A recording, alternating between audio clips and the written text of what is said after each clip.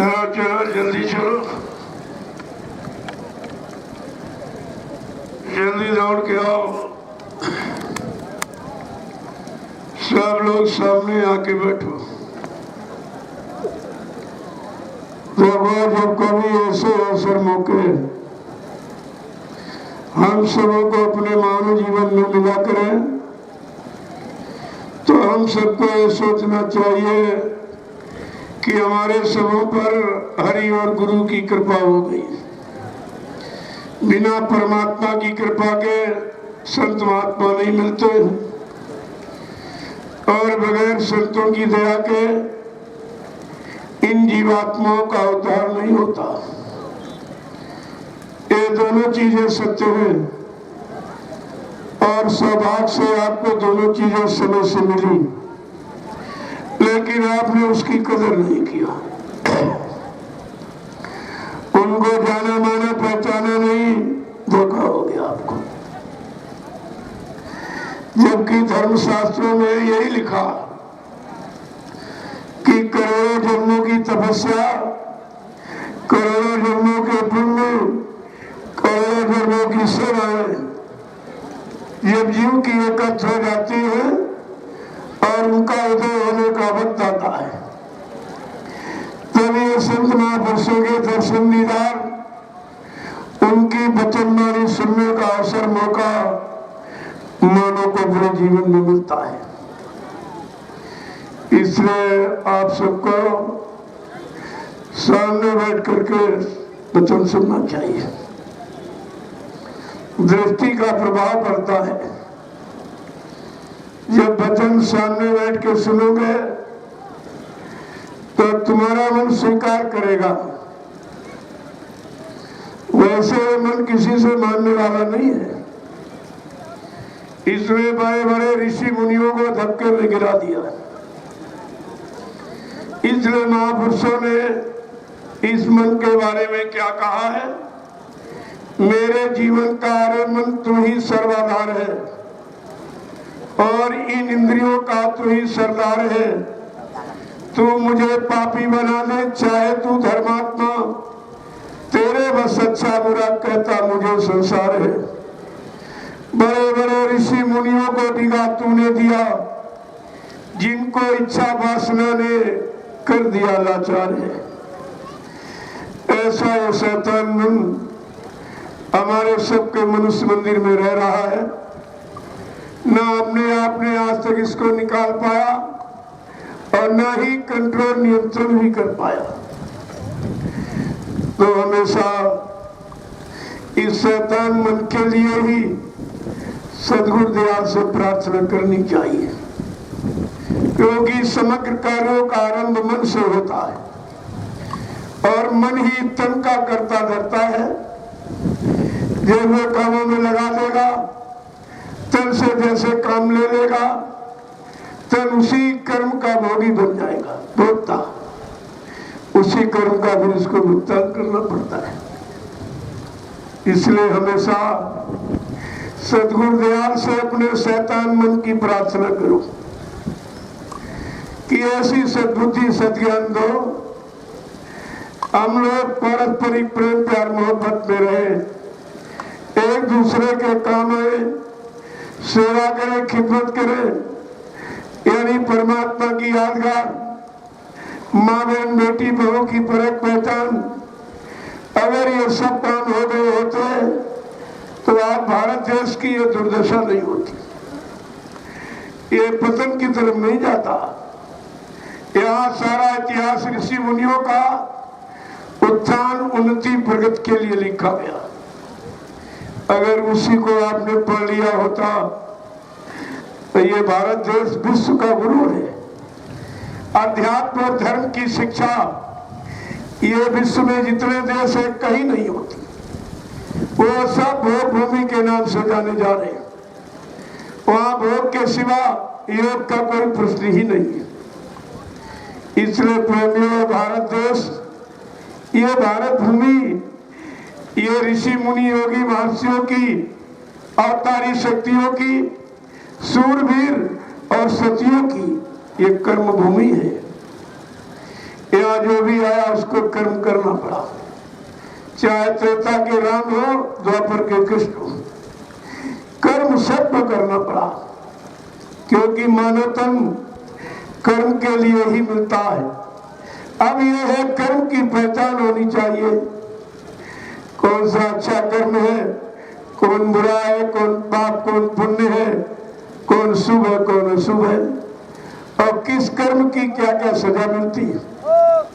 जब तक कर्मों का विधान और उसका परिणाम आप नहीं समझोगे, तब तक तुम्हें अच्छे बुरे पाप पुण्य कर्म की पहचान ही नहीं होगी।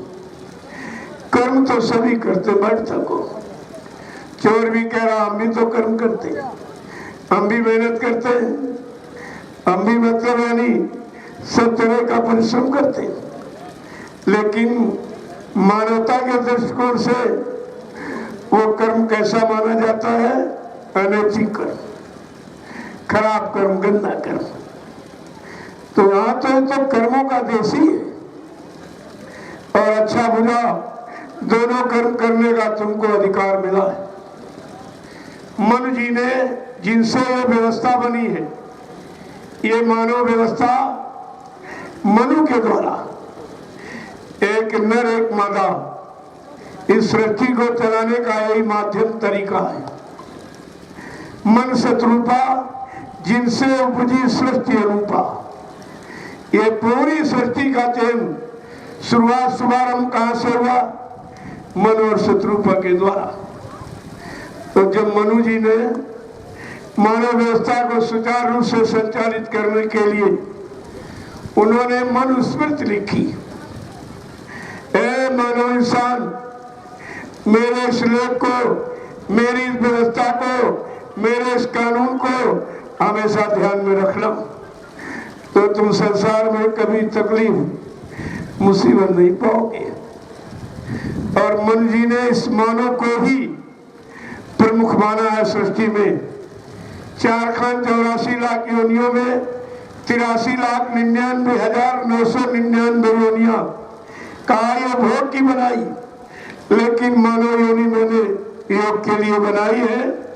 इसलिए प्रेमियों, इस मनुष्य शरीर को मनुष्य मंदिर कहा गया है, इस जिस्म को जिस्मानी मस्जिद कहा गया, ना और कोई दूसरी मंदिर न कोई दूसरी मस्जिद है। कम से कम तो आपको विचार में रखना ही चाहिए था, लेकिन आपकी समझ में कुछ नहीं आया, और धीरे धीरे ये सारी व्यवस्था ही अस्त व्यस्त हो गई। अब किसी के समझ में नहीं आ रहा क्या अच्छा है क्या बुरा है, क्या पाप है क्या पुण्य है, क्या शुभ क्या अशुभ है। जो तुमको अच्छा लगा तुमने उसी को अच्छा मान करके और करना शुरू कर दिया। तुम्हारे सोचने देखने समझने से अच्छा नहीं होगा, जिसमें सबको सुकून मिले, सबको शांति मिले, सबको लाभ मिले, सबको न्याय मिले, सबकी सुरक्षा हो, सबकी व्यवस्था हो। प्रेमियों, उसको कहते हैं सत्य। सही तो ये है, और उस सही को आप बिल्कुल नहीं जानते हो। तो मनु जी ने मनुस्मृति में क्या लिखा है? स्वयं कर्म करोत्यात्मा स्वयं तत्फल मत सुनते, स्वयं भ्रमति संसारे तस्मात् स्वयं विमुच्यते। ए मनुष्य, तू स्वयं कर्मों का भोक्ता है, अच्छा बुरा कर्म करने का अधिकार सृष्टि में तुझको दिया। श्लोक लिखा उन्होंने। श्लोक का मतलब समझते हो? श्लोक मतलब जंत्र मंत्र नहीं होता। श्लोक यानी स्मृत लोक में, जिसमें हम आप बैठे हो, इस लोक में कैसे कर्म करना कैसे नहीं करना, किन कर्मों को करके इस लोक यानी माया के लोक में, काल के देश से हम कभी निकल ही नहीं पाएंगे। वो भी तो कर्म है, एक फंसाने वाला कर्म, एक निकालने वाला कर्म। तो ये तो जानकारी आपको सत्संग से ही मिलती है कि कौन सा कर्म करने से संसार में हमेशा फंसे रहेंगे, 4,84,00,000 नरकों की योनियों की मार खाते ही रहेंगे, और कौन से ऐसे सत्कर्म हैं जिनको करके हम हमेशा के लिए काल माया के देश से निकल जाते हैं। ना वो दोनों चीजें आपके लिए। और आपको ये सब चीजों की जानकारी रखनी भी चाहिए थी, लेकिन आप फिर कहा है मनुष्य तू स्वयं कर्मों का भोक्ता है, तुझको इस सृष्टि में सबसे बड़ा अधिकार मिला, क्योंकि इसमें जो बुद्धि है और ये जो शरीर है ये पांचों तत्वों से भरपूर है।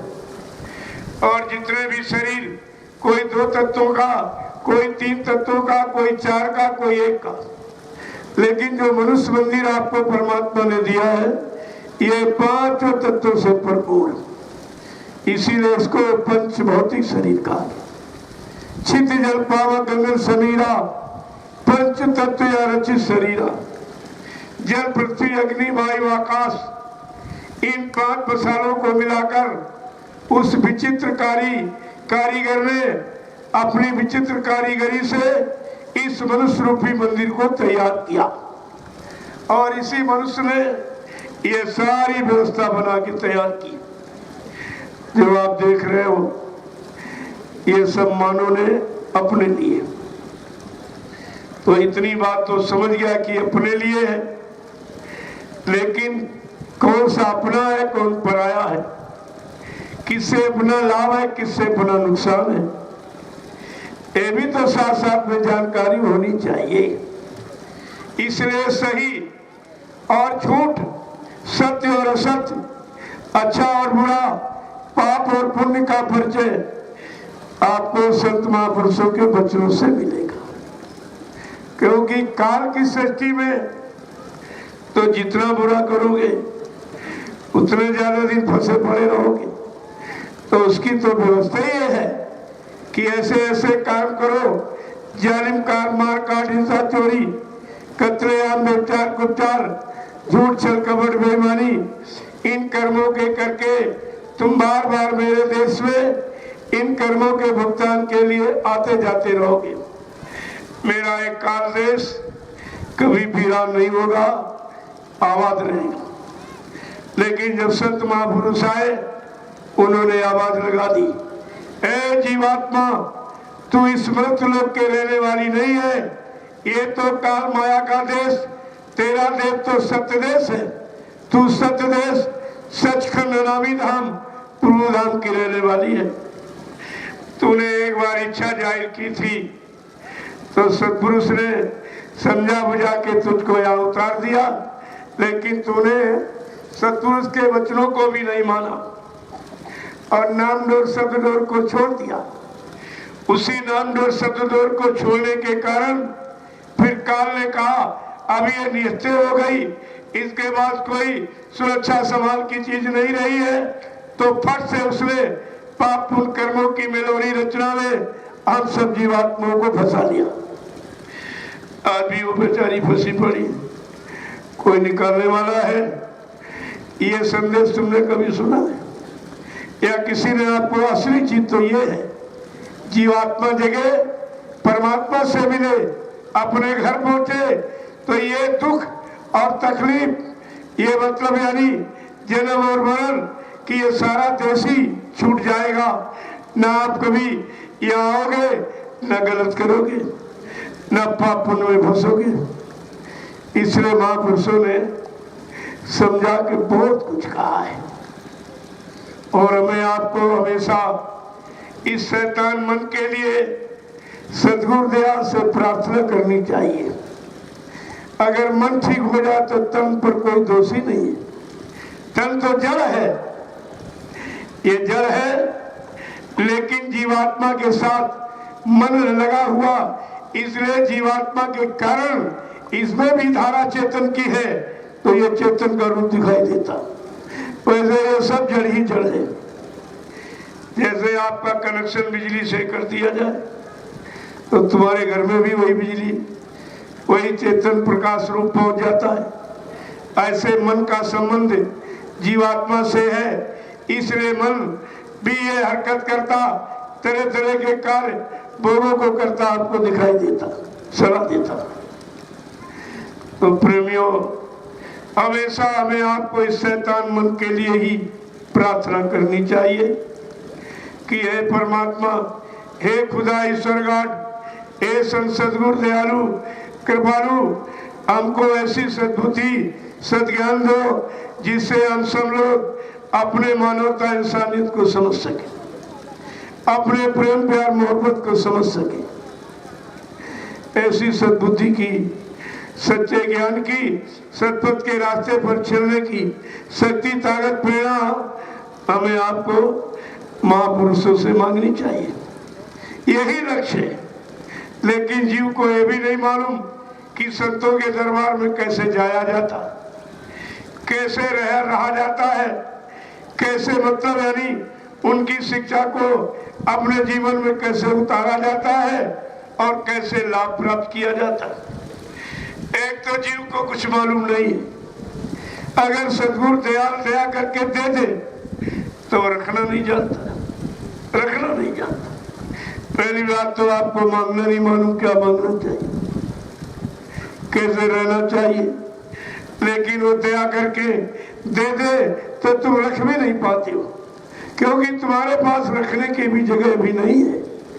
ये मनुष्य मंदिर गंदगी से, बुरे कर्मों से इतना भरा पड़ा है, बिल्कुल एकदम कहीं गुंजाइश जगह नहीं है कि तुम अच्छी बात को रख सको। तो धीरे धीरे जब सत्संगों में आओगे, एक बुराई छूटेगी, एक अच्छाई आएगी।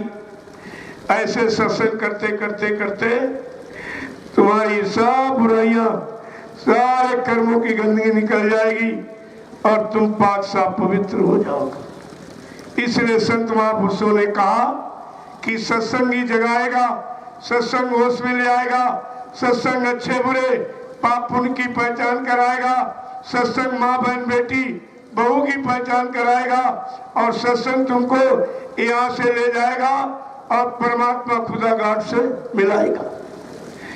इतनी बड़ी चीज है ये। तभी कहा था, सत्संग जल जो कोई पावे, मेलाई सब कट कट जावे। जिस किसी को सत्संग रूपी सत्ता का जल मिल जाए, जिस पर संत महापुरुषों की दया कृपा मेहरबानी हो जाए, उनका जीवन ही बदल जाता है। सारा लगाव इधर उधर का सब खत्म हो जाता है। एकमात्र उनका आधार सद्गुरु और उनके वचन, उनकी दया ही रह जाती। यही तो संसार से निकालने की युक्ति है। फिर तुमको कहीं अच्छा नहीं लगेगा। यह संसार बिल्कुल मिथ्या, नाशवान, क्षणभंगुर दिखाई देता। मीरा को जब विरह तड़प हो गई और सद्गुरु यानी रघुनाथ जी का जब उनको प्रेम मिल गया, स्पर्श मिल गया, तो दया हो गई। फिर उनका लगाव एकदम सब जगह से खत्म हो गया और उन्होंने अपना रिश्ता भी जाहिर कर दिया। साधु संग बैठ बैठ लोक लाज खोई, अब तो बात फैल गई, जाने सब कोई, मेरे तो सतगुरु दयाल, दूसरों नहीं कोई। एकदम बुरा रिश्ता स्पष्ट कर दिया। ये है दया का पात्र।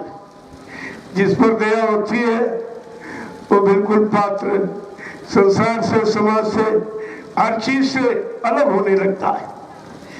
यही तो दया है। लेकिन इसको संसार समझ के समाज के लोग कहेंगे पागल हो गया। मीरा को सबने पागल कहा था, पागल हो गई। लेकिन उसने ये कहा, मैं तो प्रेम दीवानी, मेरा दर्द न जाने कोई। मैं तो सतगुरु दयाल के प्रेम में दीवानी हो गई। उन्होंने हमको सब कुछ तरस और परस से सब कुछ दे दिया। अब हमको किसी की इच्छा चाह नहीं है।